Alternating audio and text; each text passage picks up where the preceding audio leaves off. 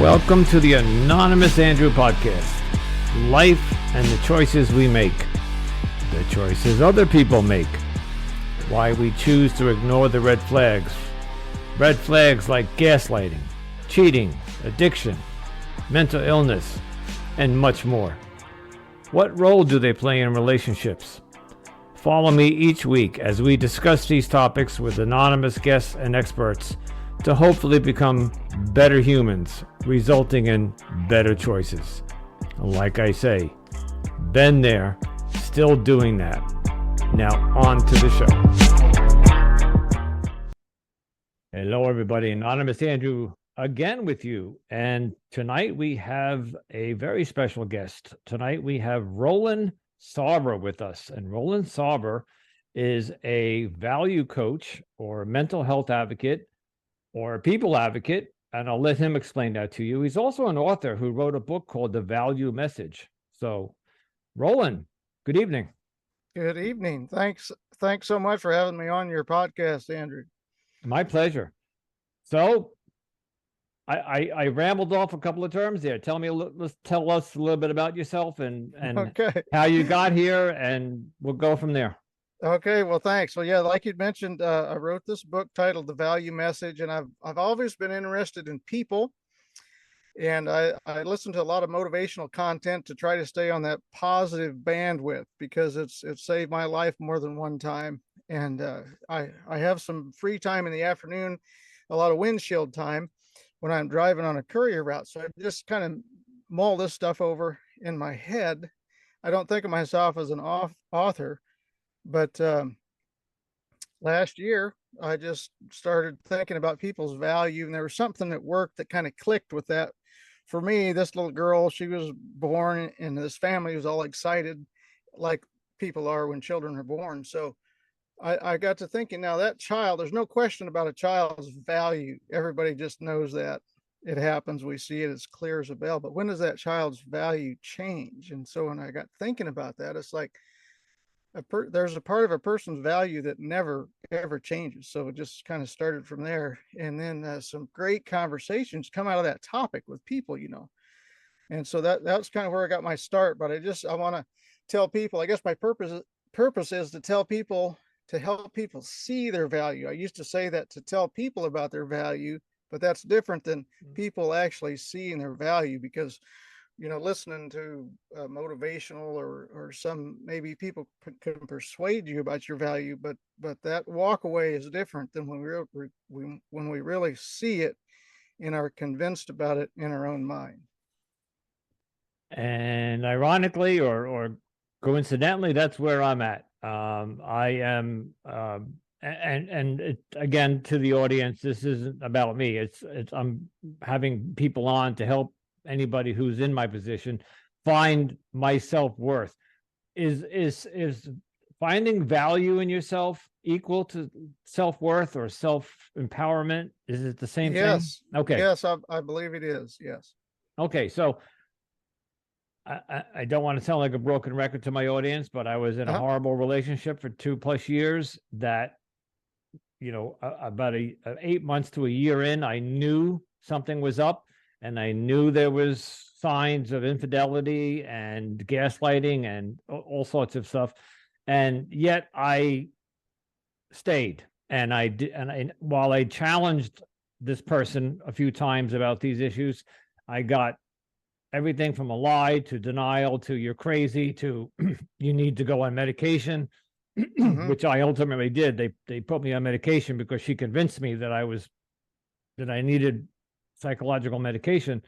And when the relationship finally ended, which almost 7 months ago now, I struggled for months because I put so much value in her.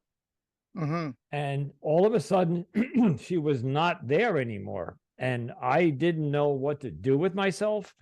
I didn't know. And you probably know this, that excuse me, when people get into relationships and they find themselves immersed in that relationship, they exclude their family and their friends. So all of a sudden, there I am, single, And my family and my friends, when I started calling them, they're like, oh, now you want to talk to us now that you're not in this relationship anymore.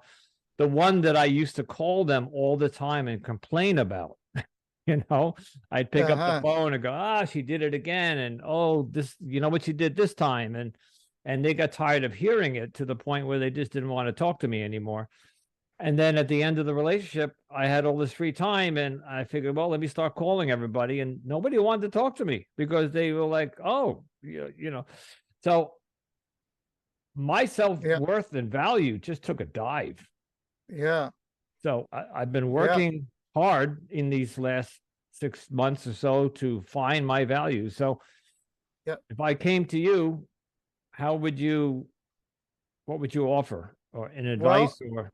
Yeah, there's two tools that I use a lot, and it makes for great conversation. But firstly, what I'm hearing is like it's common, and I think we get so many messages from society about our value, like somebody's thought toward our value, whether it's good or bad, and that's sort of projected on us, and then we think along that line. But this tool is, I think it's just it's just fantastic, and I love what it does. But it's just a little bit of an illustration, because when we think about our value, we tend to think of our skills or our assets, and so our value goes up. Like just career example, if I have skills and skill sets, well, that makes me more valuable at work.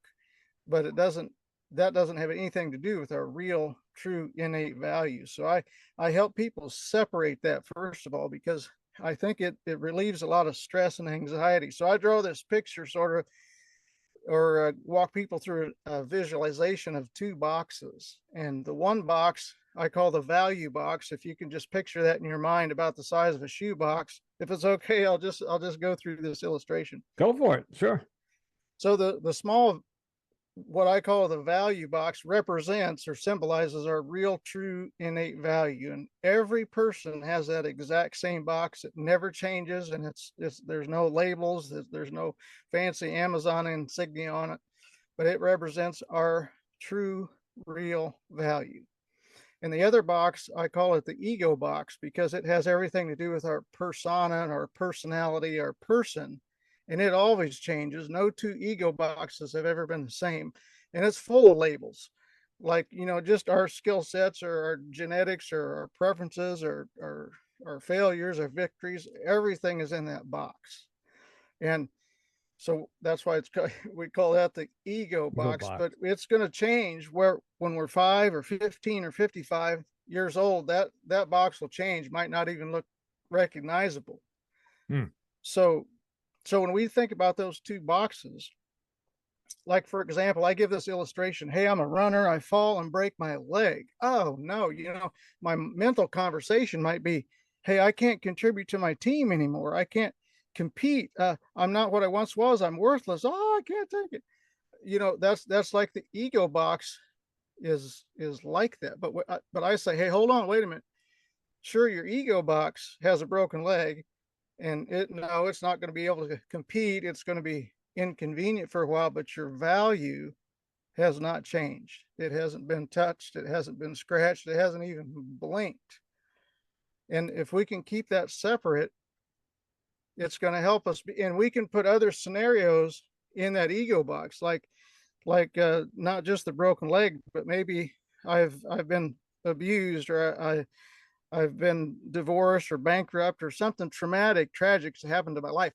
And we tend to match that with our value. But if we keep that separated, it reduces stress and anxiety, because, okay, now I have, instead of being stressed and anxious like we are every day about our value, like I feel like people, that's at least a back burner thought, struggling with our value every day. And if we can separate that, stress and anxiety goes down. We can see that clearly. Hey, my value hasn't changed regardless of what happens today. Now I have more energy to be focused and head in the direction that I need to go with my ego box, sort of, if that makes sense. Okay, it makes sense. But all right. So here comes some follow-up questions. Yeah. So my skill, but where would my skill set value go? In the ego box or in the? That is a fantastic question. It goes in the ego box. Okay. And I So, call it, I'm so glad you said that, because I call that an ego box skill set. Does that okay. make sense? Like, I know something about computers, or I'm a contractor, I know construction skills. They may, if I've been on a job 30 years, I'm going to be valuable to my employer, but that's an ego box skill set. That's where I was going. I have Yep. had the same job for 22 years Uh-huh. and in the same profession for 35 years. Okay. And it happens to be computers. And Okay. yeah, so you picked a good one. I know my value, and my Uh-huh. employer knows my value, because every couple of years I get that raise, every couple of years I get that pat on the back, or I get the bonus, or so. Yes, I know my skill set value, and Uh-huh. that probably will never change, because I know what I can offer this company, and yeah, so that's fine. It's my, what's the other box? The value box. The value box. That's bruised. That's Yes. got a hole in it, or that's got the top came off, whatever analogy you want to use on it. Uh-huh. How do we repair that? Okay, that's interesting. So my thought is that the hole in the bruise is still in the ego box, but they're together. The value box and the ego box is together. The more we can, and this doesn't have, like all that trauma has taken years, and it's pressed on us. It's been traumatic. So I think it takes a mindset. It takes time to separate those two and to say that the bruise and abuse actually belongs in the ego box, because my real innate value, and I don't, I see your value. You're amazing. I tell people they're tremendous. They're fantastic. It's easy for other people to see that, but what's difficult, the challenge is for us to see that. And that's where conversations with people and clients is to help them see that value right there, because messages have come from either a traumatic relationship or society or even our own minds, that have been negative and have been detrimental, have been traumatic, have been toxic in that ego box, but we're associating that with our value. Those negative messages come to us, and it's no wonder we can't separate those, and it's no wonder we can't get a clear picture of our value, because all this other noise has sort of distorted the truth of that value box. Okay, here comes the next follow-up question. But this is a great topic, because as you're talking, I'm forming questions. And this might be a two-part question. There was, I run a mood disorder support group for people with mood disorders, and I've been doing that for 20 years. Okay. And I know my value there. I've been helping people. And you said earlier in the pre-interview that you're a mental health advocate. So I live with bipolar disorder as well. I'm a recovering alcoholic. So I am helping people outside the podcast in the real world with mental health and recovery. I do a lot of work, and I also do a lot of work with the American Foundation for Suicide Prevention. I'm a suicide prevention advocate. So I see I know my value there. I know what I can offer, and all of that comes from my heart and from my own experience as having traveled that road. When I'm in a relationship, let's take the last one, and this person, especially in the beginning, showered me or love bombed me and told me how handsome I was and how wonderful and charming. And oh my God, where were you all my life? This is what I got. And by the way, she was married for 20 years. Her husband cheated on her. So I think she had a value issue of her own. Yes. She built me up and put me on a pedestal for the first year. and that I was the greatest thing. And by the way, she came from another country. She had never dated an American. And so she saw this wonderful man. But as I said to you earlier, that shifted. And it started, so it was like this climb up a mountain, and then we got to the top, and then it just, like a roller coaster. My value, she started to taking the value back. You're not as good looking as I thought you were in the beginning. You're not this wonderful person as I thought you were in the beginning. And I honestly don't think I changed. I was the same. Absolutely. Yeah, exactly. Yeah. So and I talked about this on another podcast. There's also that victim mentality. That I felt like I was a victim at the end. I no longer think that way, because I did have some part. I played a part in this. I stayed. Sure. Had I bailed 8 months in when I saw the red flags, maybe none of this would have happened, but maybe would have, could have, should have, right? Yeah. So here I am now at the end, on the outside or the other end of this relationship, stripped of my value. And at least this is what I perceive. Okay. My work, my peers in my recovery groups and my 12-step program, they don't see that change. They see the same person. Yes. But I feel from inside, maybe not so much today, but many, many, many months ago, I felt worthless. I felt used. I felt victimized. I felt how dumb I was to get manipulated like this. Like, I consider myself an intelligent man. I'm 63. I've been around for a while. I got 3 grown adult boys. I got 2 grandchildren. I've succeeded in life, and yet somehow this woman was able to come into my life and turn it upside down, and I allowed that. And so now I see my value as what you're talking about. That value box has a bottom. So how do we build that value back up? Okay, there's I got 2 things. Okay. So let's hear one, I think this is interesting about that value box too. Like the more I love how you said that. Like everybody else, they didn't see no change. They still see you. So where that change is right here, like all of us in our own mindset. But I think the clearer we can see that value box, like when somebody, it's just the other way too. When somebody, I'll say, inflates our ego box, like when, like an Olympic athlete, for example, they, hey, they got the gold medal and all the accolades and cheers and everything else, and that's wonderful. But again, it's in the, even though the ego box, we'll say like the stock market, it's really gone up, everybody's cheering and clapping and everything else, but that value box that's difficult for them to see still hasn't, it's the same whether you're way up here or way down here. And I think like, I can't remember that girl that was in the Olympics this last year. She said, no, I can't take the pressure anymore. It wasn't the pressure out in the field, it was the people pressure. And I think that kind of played a part, and probably in just her mental struggle, that everybody's, all these accolades, what they're so happy about, and the praise and so forth, is that ego box.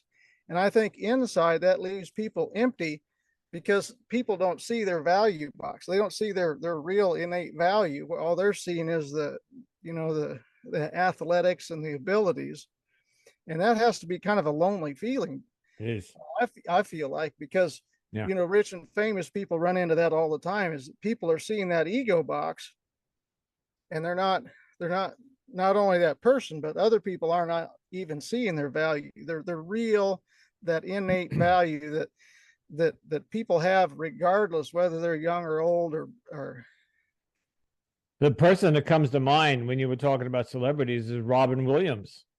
Yeah, he was at the top of his game, one of by arguably the best comedian in the world, and actor, and yet look what happened to him.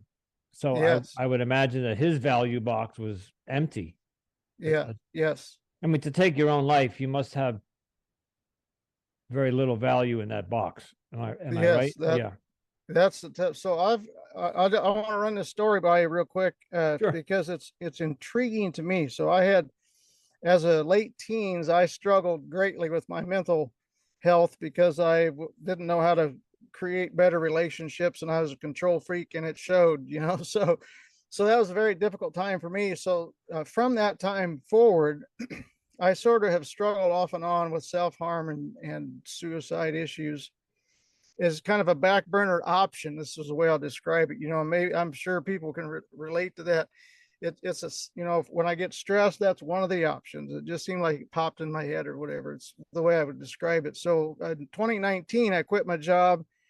My wife worked and I could stay home and be with the kids. And I learned a lot of stuff on real estate on YouTube, knew everything there was to know. Right. So I bought this house at auction, wiped out our bank account, freaked me out. And just like, oh, that's the stupidest thing you ever did. Anyway, I was able to recover from that. My wife looked me in the eye and she says, now listen here. So anyway, we got things sorted out. I was able to get this house. I did the Airbnb thing, and I learned to connect and network and do the motivational stuff and stay on top. And after that, I've never struggled with self-harm. And I don't have the answer for that.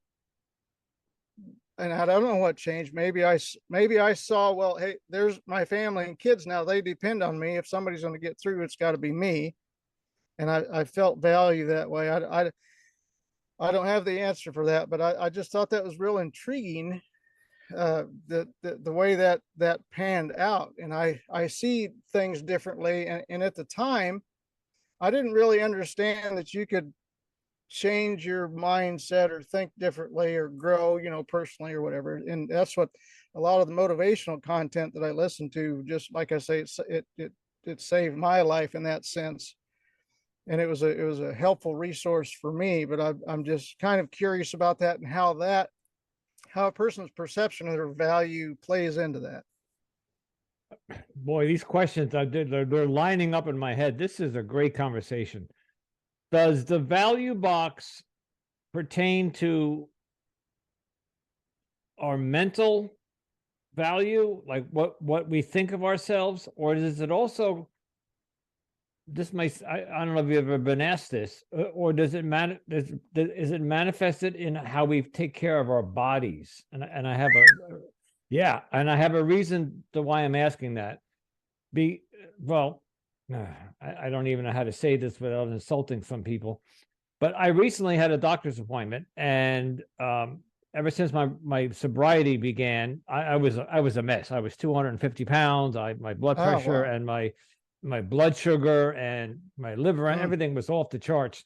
So for the past 8 years, I've been working on bringing all of those blood work numbers down and losing the weight. And I've gotten down to an optimal weight, although since the breakup, I guess because of the depression that I went through and the stress that I went through and anxiety, I may not have been exercising or eating healthy. So my last doctor's appointment checkup, my cholesterol and my glucose were shot up. And I've been monitored. My doctor monitors me every 4 months. I go in for this blood work.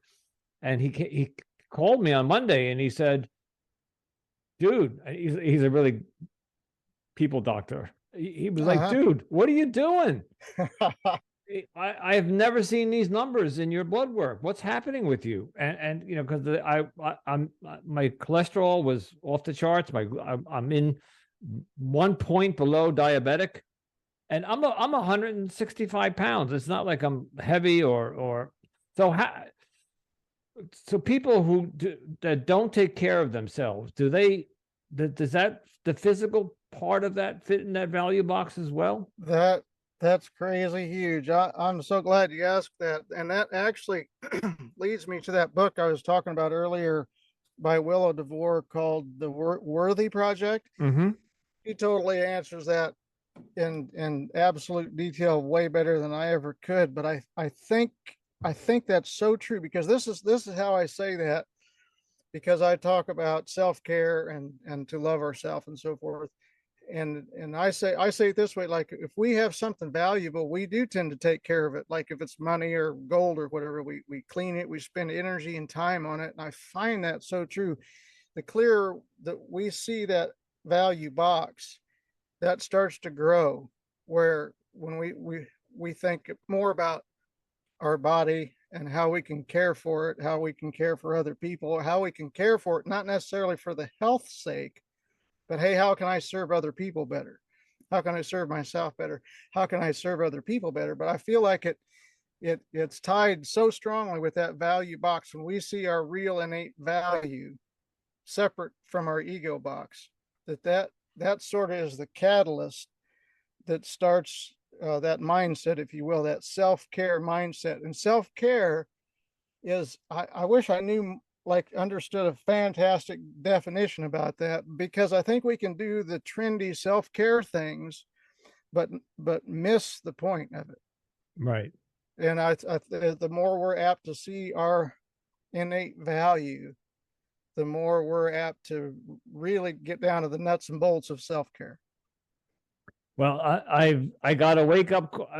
I've gotten plenty of wake up calls my entire life, physically and emotionally. Like this past breakup was a very big wake up call. Like I have been doing this in and out of relationships for the past 30 years. You know, I got married young and divorced young, had all my children young, and then I proceeded to go into the world of drugs and alcohol for a long time, and I didn't take care of myself. And so that was a wake-up call in 2015 when I got sober, and I realized I'm 55 years old, and you know, I'm considered obese and I have diabetes and yada yada yada. I started to take care of myself, and I've been doing a great job of it. Even though my relationships weren't doing well in the past 8 years, I've been taking care of my body until this last 6 months. Somehow I lost focus on that. I'm not a nutritionist in any sense of the word. Like I don't know much about nutrition, but I do know you don't eat potato chips and you don't drink soda and you don't go to fast food restaurants. And so I cut all that out. And, you know, I have this regimen of what I only eat, and I cut out all my red meat. And so I've been trying to take care of myself, but somewhere along the line, I must have, I don't know if it was the stress. I heard that stress can raise your LDLs, and I believe it. Yeah. So, that's amazing that you've come a stunning long ways. That's impressive. Okay. So you see that value in me, and I also know that I've come a long way, and yet why do I feel as if at the age of 63 I'm lost? Like I was like, why? I woke up and I'm like, I'm no better off. Most people, I would think at the young age, they imagine that in their 60s they're going to be married and happily married and looking for their retirement home and their nest home. And I just woke up 6 months ago and said, "Oh my God, I did it again." In my one of my first couple of episodes, I talk about my phrase. You know the phrase "been there, done that." Well, I've been there and I'm still doing that. I haven't, you know, so, and this is, I'm going to sound like a broken record to my audience. That's fine. This is the first time that I've been single this long, ever. I've never been single this long. And I did go on a date last weekend, and just a date. It was just somebody I met, and we went out for coffee, and she was beautiful, and we had a very lovely time. But when she left and I came home that night, I said, I don't feel it. I just didn't feel it. And not necessarily like the chemistry or anything. I didn't feel like I wanted to pursue a relationship or dating. Sure. As a matter of fact, I'm on a dating app, and I haven't used it in several days. I'm just not feeling it. Yeah. I just don't think I'm ready to get back out there yet, because my value box is empty. You know, it's just not, I gotta work on that value box. Do you, Andrew, what do you know? Tell me what you know about affirmations. Uh, in the terms of which you're referring to, probably not much. So go ahead. Well, okay. Now I found those actually saved my life too. When I was bought that house and was completely freaked out and didn't know what to do, I learned two things about myself. One was I was an avoider, and the other was I was afraid of success. So I also, another thing that helped me out was Robert Kiyosaki. He says mistakes are the way we learn, and I've been that twisted my mind because I thought, well, I'm going to learn a lot here, but it was a godsend because my idea of mistakes was humiliation and embarrassment, and it was just a tragic picture, and it changed my mindset, and I thought it's great opportunities to learn. So that was real helpful. But the other thing that helped me so much in those days was affirmations, and I never even heard the word. I didn't know what the term was, but that's why I asked you to explain it. Yeah. So it's just the ones I listened to were just positive statements, messages about yourself and your abilities, and leave that where it is. But I think the opposite, what happens to people like you and myself too, is that whatever the opposite of affirmations are, we get these messages from like people that you're in relationship with, and our own minds. Once we get on that track, our own minds, we think we have negative messages toward ourselves. And I feel like the affirmation thing helped me so much because it was an antidote to that. And it was just I have people do something, and motivational people do this all the time too. I just have people put a note on their mirror that says I'm worth it. So whatever we do, whether we're in relationship or we're having struggles in some way or some form, I'm worth it. I'm gonna, when it comes to a nutritional and health choice, I'm worth it. When it becomes a relationship choice, I'm worth it. And I think it kind of plants the seed of just like the next time and the next time, it plants the seed in our mind to that truth. Oh, like it kind of gets us out of the wheel of the negative, that negative spin. It's funny that you said something about putting up a sign that I'm worth it. Several years ago, in my sobriety, and if you know anything about the 12-step program, there is you're supposed to have a higher power, and you got to pick a higher power. Some people choose to call him God. Other people can choose the universe or just something greater than themselves. And I fought that concept for years because I was brought up a Catholic, and I left the Catholic Church. I worked for the Catholic Church, and I saw horrible things, and I just said, no, God wouldn't permit this. So I left, I abandoned God years ago. And when I got into the 12 steps, my sponsor said, you got to pick something, and so it took me a couple of years to finally come back to God and say, all right, my higher power is the God of my understanding.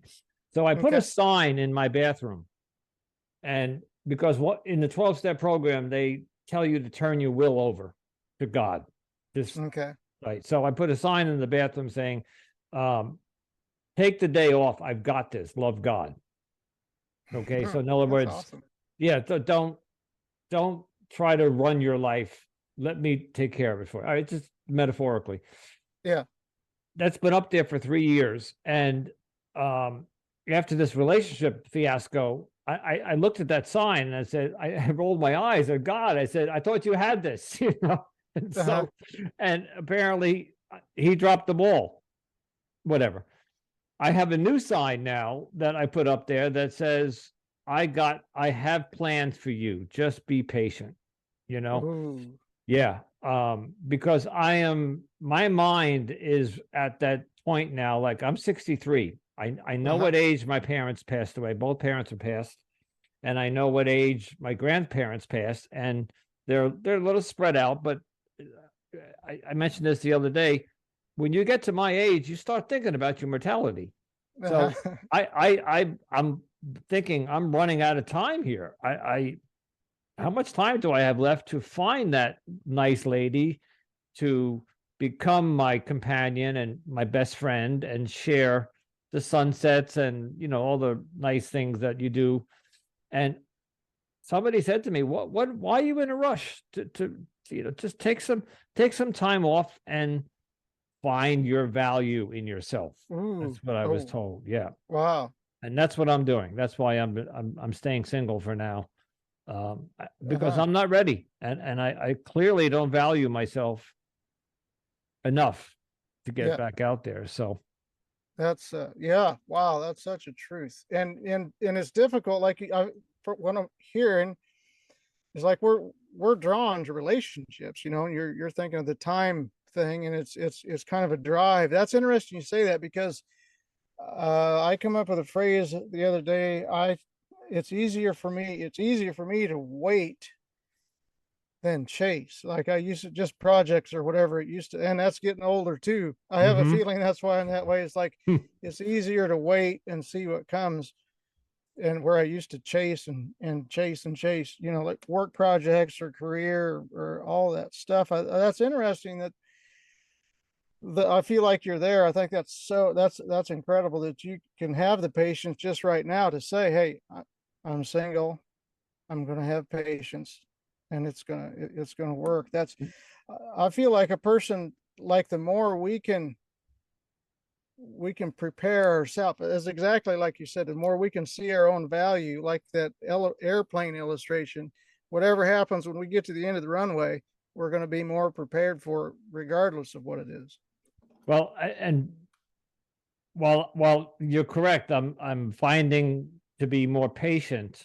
It's not easy. It's not my MO. My MO is to move forward, is my forward momentum, and keep plowing through. So there's some theories, you know, like in war or in conflicts, you just keep plowing through until you get to the other side. And that's what I've been doing for the past 10, 20 years. I just keep plowing through relationships one after the other, but it's not working.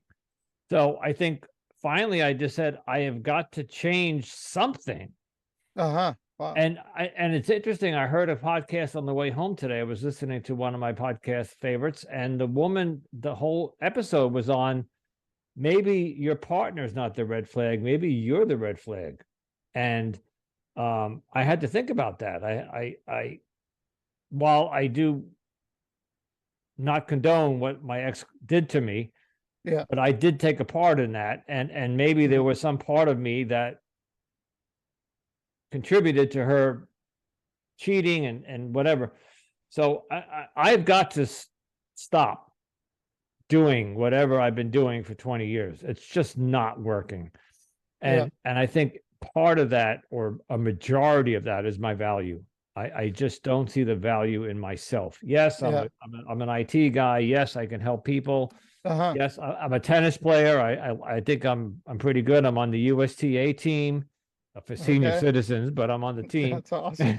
So I ride bicycles. I know where my value lies, but that's in the ego box, right? Yeah, right.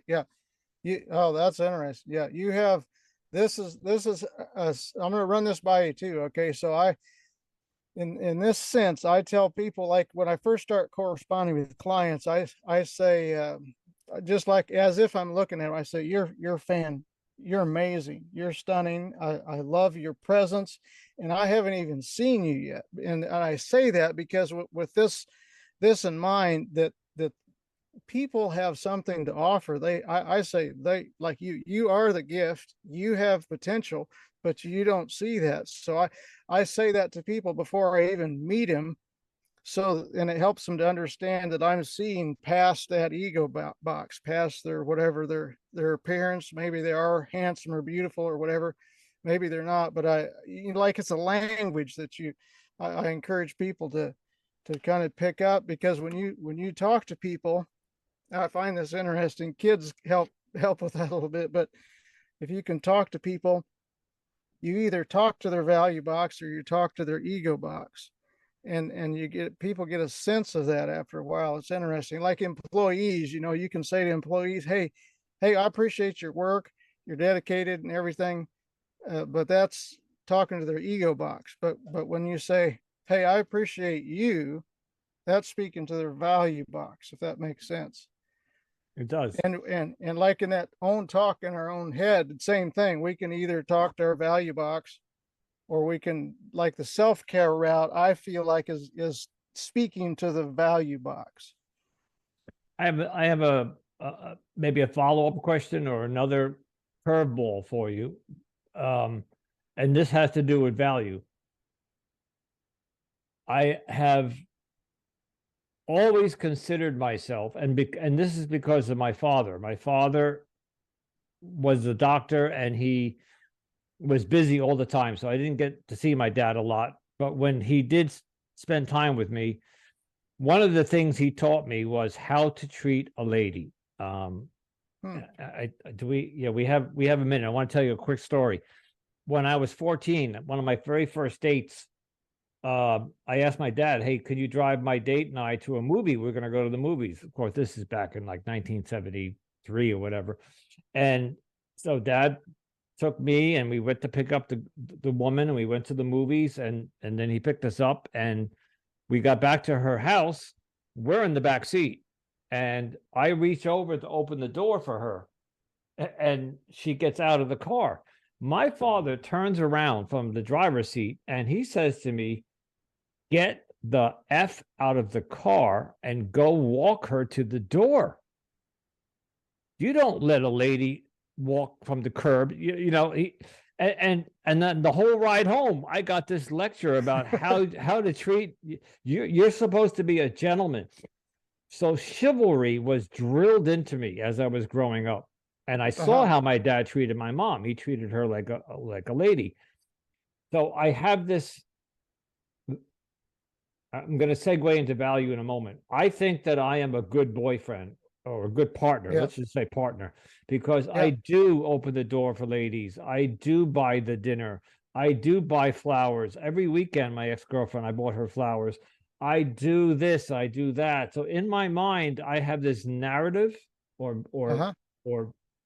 value of myself that I'm a good boyfriend, but it's not working. I'm doing something wrong. So is that value to think of yourself as I think I'm a good partner, but no, that's but other people don't because they don't stick around.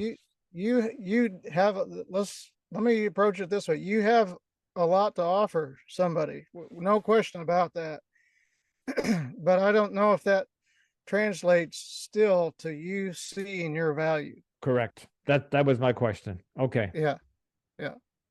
All right. Well, clearly I have work to do. When I hear that phrase, when I hear as a podcaster, of course, I got into this by listening to a lot of podcasters, and when I hear the phrase, I have work to do, I don't even know what that means. What work, other than continuing with therapy and continuing researching and talking to my higher power, meditating, taking care of my body, taking care of my mental health, whatever I need to do whatever working on myself means, whatever that looks like. So hopefully my value box will start to heal and become a shoebox again. Hey, I've got one more illustration for you. Is that one more thing? I don't know if you can see that on the screen. So this is another tool, if I can tell it to you real quick. Sure. So it's like a doctor scale from 1 to 10, 1 being the less, 10 being the most. And it's I call it the value orientation tool because it helps us see where we are at perceiving our value. So we, some of us may be at 7 or 8 or 6. And I say, if somebody's at a 1 or 2, like they're going to be thinking about self-harm and struggle with suicide. Correct. And just for fun in the presentation, I say, you can't even leave here until I get done because I've got some great news for you. And the bottom line is you're a 10. You are a 10. I'm a 10. That person's a 10. The other person's a 10. But it's our perception. Correct. But it helps me see where people are at and what kind of meditation or just conversation we have to do to get that person to see. Not if I can see you're a 10, but that don't mean you see you're a 10. No, not at all. I get And that. Yeah. And I throw this out too. I say, oh, wait a minute, there's a 6. And that's a joke because that's just how, it's so easy for, oh, I'm a 6. I know everybody in this room can be a 10, but I'm a 6. But it's just a great conversation, because then that's kind of a benchmark and just more conversation of helping people. Hey, let's just keep thinking about that and working on that. And I say it's kind of an awareness button. Once we start thinking about that value box and ego box, I think our mind just does its own work and sort of filters that and sorts it out. That sign you just held up. So can I see that again so I can describe it to the, is that by any chance on your website? Yes, it is. Oh, great. I have it's a little clear on my website. I have this on my website. Let me explain it to the audience. So he's holding up a poster board and it says, where is your location? Value orientation tool. And there are 10 check boxes. And I guess we were supposed to check one of those boxes. Hold it up a little. What does it say below the check boxes? Oh, less value and more value. Okay. All right. If you want to see this checklist, go to the valuemessage.com. Is that your website? Yes, that's right. And I think that I'll put that on valuemessage.com / about the author / free stuff. Okay. I'll put all of this in the show notes. Okay, Roland, we're going to wrap it up. Okay. Anything that you might have skipped over or you think you would like to add, or you want to emphasize? Well, this has been great. I just love the conversation, but a quote that I got from the book that I think kind of sums it up. And I like to tell people that is that when other people see your value, you are advantaged, but when you see your value, you're unshakable. And that just kind of in a nutshell, the message I have and try to tell people and leave them with. Wow. I have to think about that one. That was a good one because I'm struggling with my value and I want to be unshakable. So yeah. You can get there. Hey, I'll follow up too, and maybe we could have some other conversation, but this has been really good. I appreciate it. And as always, I always offer my guests to come back in a couple of months. We can do an update or do part 2. Okay. So Roland, I want to thank you so much for coming on. As I've been scheduling these guests, as I explained to you earlier, I don't know sometimes how the podcast or the episode is going to turn out because I'm just not prepared because I'm getting so many of these invites. But this was spectacular. Thank you very much. I appreciate it. Yeah. Thanks so much too. Yep. We'll talk to you later. Bye.